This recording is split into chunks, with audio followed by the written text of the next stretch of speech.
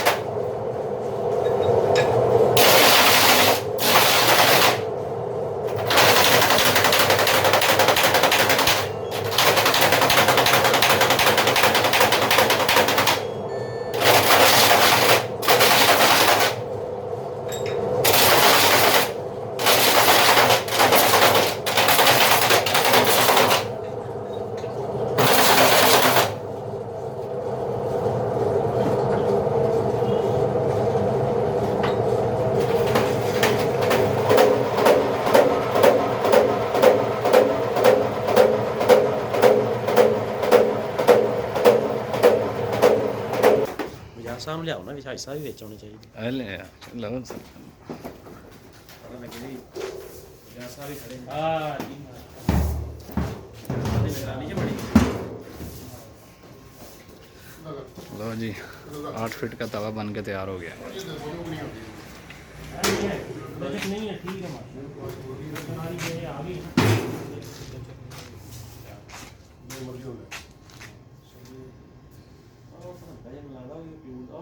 हाँ वो तो फर्क आ जाएगा ना वो शीट से हार्डनेस शीट फर्क आ वो इन्हें की ख्याल बाकी है बैलेंस ਉਹ ਹੀ ਆਇਆ आई बैलेंस ਇਹਨੂੰ ਮਤਲਬ ਇਹ ਹੈ ਕਿ ਇਹਨੂੰ ਹੁਣ ਹਲਕਾ ਹਲਕਾ ਜਿਹੜਾ ਨਾ ਰੇਤੀ ਨਾਲ ਜਾਂ ਜਿਵੇਂ ਵੀ ਕਾਰ ਕੇ ਇਹਨੂੰ ਲਾਗੂ ਕਰਾਣਾ ਬਾਕੀ ਤੇ ਠੀਕ ਆ